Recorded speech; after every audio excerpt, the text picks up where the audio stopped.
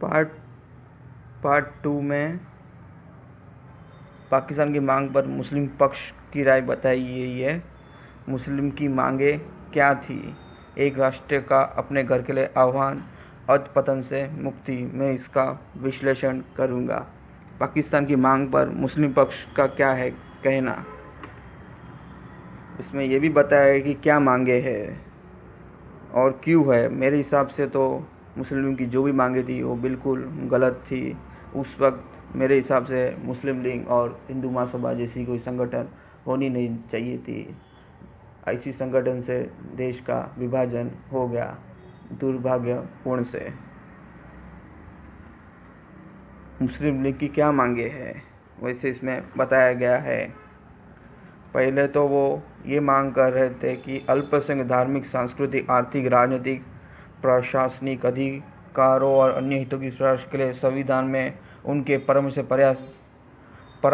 पर्याप्त, प्रभावी तथा अनिवार्य सुरक्षा का विशेष प्रावधान किया जाता। भारत के अन्य भागों में जहां मुस्लिम अल्पसंख्यक, उनके तथा अन्य अल्पसंख्यक धार्मिक, सांस्कृतिक, आर्थिक, राजनीतिक, प्रशासनिक अधिकार पर एक हिंदू की सुरक्षा के लिए संविधान में उनका परामर्श प्रभावी के अनिवार्य संरक्षण में विशेष प्रावधान किया जाएगा। ये उनकी मांगे थी। वैसे तो माननीय रहमत अली ने 1933 में पाकिस्तान का आंदोलन की नींव डाली, लेकिन उनके पाकिस्तान में पंजाब, उत्तर पश्चिम सीमा प्रांत, कश्मीर, सिंध, बलूचिस्तान शामिल थे। मुझे तब तक वो समझ नहीं आता बलूचिस्तान क्यों शामिल किया, क्योंकि बलूचिस्तान तो एक आज़ाद रियासत थी, इसमें शामिल करने की ज़रूरत नहीं थी, मगर इसमें वो भी शामिल किया गया है।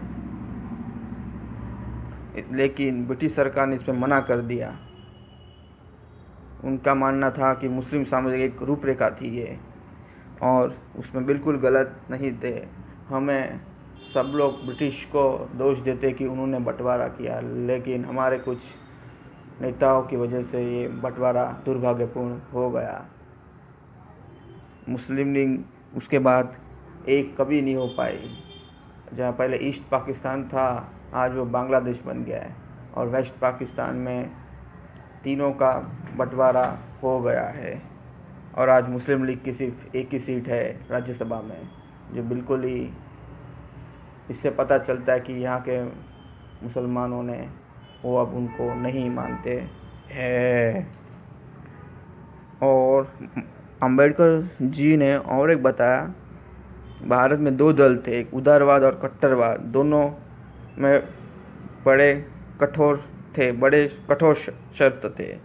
लिबरल पार्टी में प्रवेश की शर्त मात्र शिक्षा नहीं थी, उच्च स्तरीय ज्ञान भी था।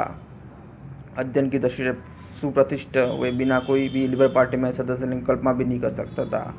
उस दल में अशिक्षित और राजनीतिक सत्ता प्राप्त करने के लिए प्रभावी ढंग से रोक था। आतंकवादियों ने जहाँ तक भी सोचा जा सकता है कठोरतम परीक्षा लेने मार्ग निर्धारित किया हुआ था। यानी उस वक्त सिर्फ दो ही तरह की सोच थी, या तो एक एक्सट्रीम राइट या एक्सट्रीम लेफ्ट। कांग्रेस तो ना लेफ्ट थी ना राइट थी, वो सेंटर को अपनी आइडियोलॉजी मानती थी, जिसमें हर तरह के लोग उनमें जा सकते थे। इसमें ये भी बताया गया है कि तरह तरह की भाषा है इसमें बताई गई है। एक राष्ट्र का अपने घर के लिए आह्वान, इसमें बाबा साहब अम्बेडकर ने लिखा है। दूसरी ओर भारत में एक ही राष्ट्रपति कभी चुके थे। उस वक्त मुस्लिम ये मानते थे कि हिंदुस्तान कोई कंट्री नहीं है, सिर्फ एक जगह है, ना ये कोई राष्ट्र है, जिससे यहाँ की हिंदू की भावना थोड़ी आहत हो जाती थी। प्रथम तो यही कि हिंदू और मुस्लिम की जाति में कोई अंतर ही नहीं है। वैसे बाबा साहब ने सही कहा है कि हिंदू और मुस्लिम की जाति में कोई अंतर ही नहीं है। पंजाबी मुसलमान पंजाबी, हिंदू बिहारी मुसलमान बिहारी हिंदू, बंगाली मुसलमान और बंगाली हिंदू, मदरसी मुसलमान और वहाँ का हिंदू, बम्बई का मुसलमान बम्बई का हिंदू, जैसे तौर पर एक ही समूह है, लेकिन सिर्फ धर्म के आधार पर लोगों को बांटा गया। ये दुर्भाग्यपूर्ण है इस देश के लिए और इस बंटवारे के लिए।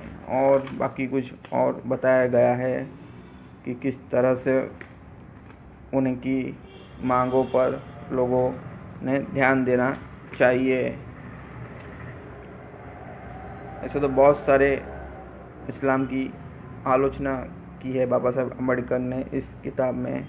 तीसरा विभाग मैं आपको अगले वीडियो में बताऊंगा।